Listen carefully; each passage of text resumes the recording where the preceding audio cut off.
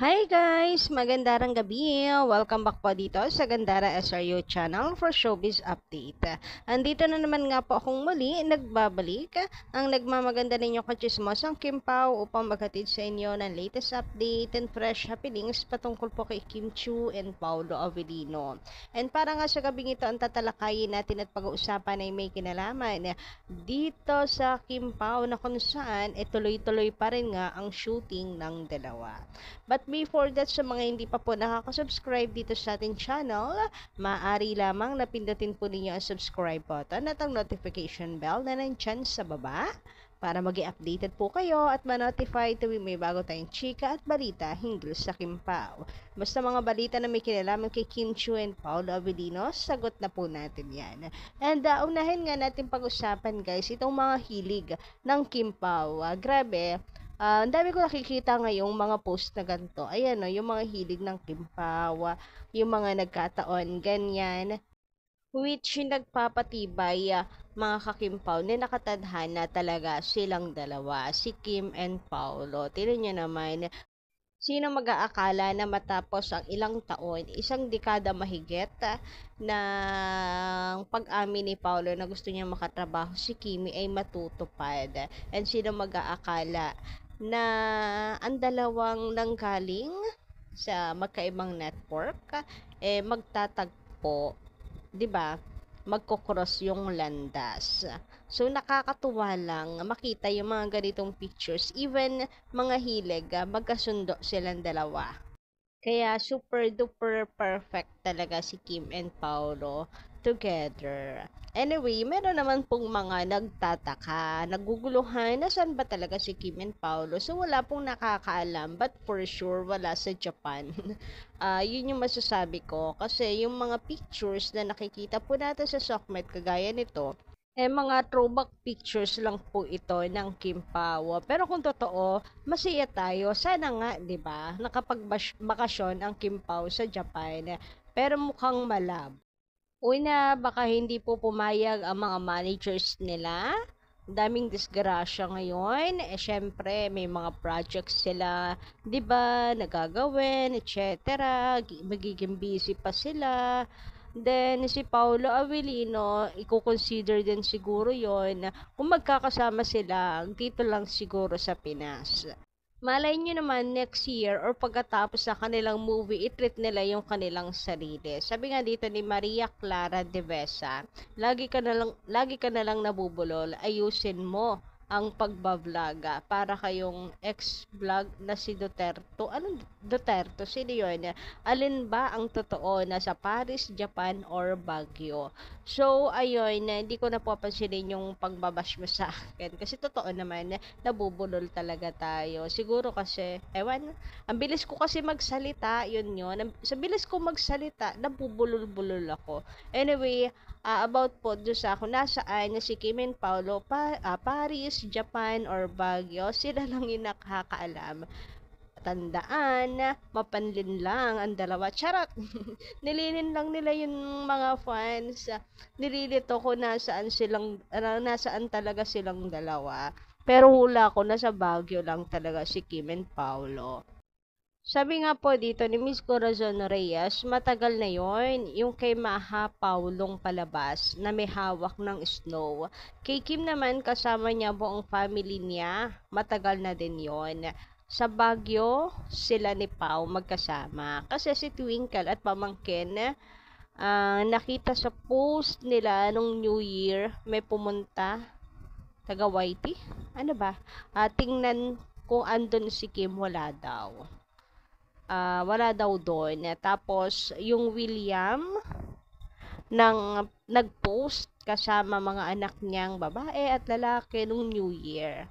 Si Pau at Kim talaga magkasama nung New Year. Kaya nga, ang saya-saya ni Kim pagbalik ng Showtime. Iba ang saya niya. So, ayun, parang pinapalabas dito na yung magkakabatid, may kanya-kanyang ganaps nung New Year. Hindi sila magkakasama nung Christmas lang.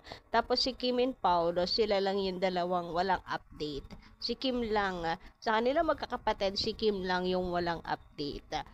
Tapos nagkataon na si Paolo Avellino rin, wala. So, anong iisipin natin, di ba? Samantala, sabi naman dito ni Miss Rosemary Diano, ang sagot ni Kim sa sinabi ni Chang Ami na kasama mga kapatid niya at pamangkin sa mabundok at malamig na lugar, she was referring nung Christmas party nila sa Tagaytay. Kasi nung New Year, wala siyang update at kanya-kanya yata ng ganap ang mga magkakapatid or ang mga kapatid niya. Pamangkin, hindi sila magkakasama nung New Year. Minsan, nakikiselebrate yan si Kim, kina Angelica at Bella. But only Bella with Angelica daw ngayon. So, alam na si Paulo ang kasama niya. Meron akong nabasa that Paulo wants to separate between personal and work. Kaya ganyan siya ka-private. At si Kim, natuto na yan from the past na sobrang public ang love life, kaya private na rin siya. So, ayun, may punto naman si Miss Rosemary Diano. Yung ang Becky, parang hindi nga ako kumpleto. So, X po, kung kay Bella and Angelica, nag-New Year si Kimi. So, ang choice na lang natin ngayon ay si Paulo Avelino. So, kung kina Vice naman or kina Darren, may post agad yan, di ba? Pero wala. Ngayon, napaka-private. So, alam na this. Samantalang nag-celebrate nga pala ng birthday si Kuya Vong Navarro. Happy birthday Kuya Vong. Sayang lang wala si Kimi. Hindi nila kasama si Kimi sa pagse-celebrate. Ang saya siguro kung nandyan din si Kim Chung. Ngunit, subalit tatapuan hindi pa rin pala tapos ang kanilang shooting. Mukhang extended. Ang akala ko kasi tapos na talaga yung shooting nilang dalawa. Pero, ang makeup artist ni Paulo and si Ate Hyde ay magkasama. So, eto nga yung picture na kung saan ay tila na nasa shooting sila dahil may pa-hashtag My Love Will Make You Disappear pa.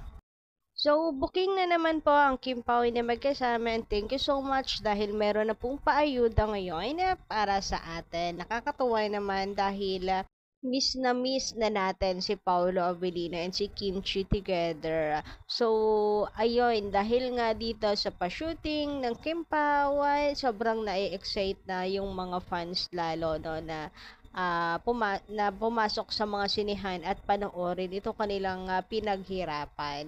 So, malapit na guys, isang buwan na lang mapapanood na natin ang pinaghirapan ni Kim and Paulo. But before that, syempre, mag-ano muna tayo, active sa fan service ng Kim Pao, sa mga mall tour na gagawin na ng Kim Pao. Grabe yung saya ni Kim and Paulo dito, oh. Parang miss na miss din nila yung isa't isa, gaya ng pagka-miss natin sa kanilang dalawa. Huy, saan ba kasi kayo nanggaling? Nasaan ba kayo? Saan ba kayo nagbakasyon? Kim and Paulo, parehas ba kayong magkasama nung New Year, nasa Baguio, nag-Japan, o sa Paris?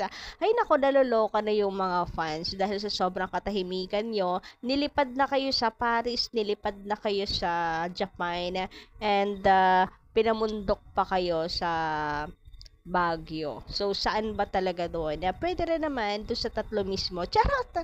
Grabe ha, napaka-OA na nawiwindang na yung mga fans. Grabe, hindi kami sanay na ganyan kayo katahimik, Kim and Paulo. Kay Pao, actually, sanay na tayo. Kay Kim, hindi. Pero parang masaya na rin kasi parang kapag nawawala yung dalawa, pag missing in action yung dalawa, parang alam na natin. Charot lang. Pero sana nga magkasama sila nung New Year.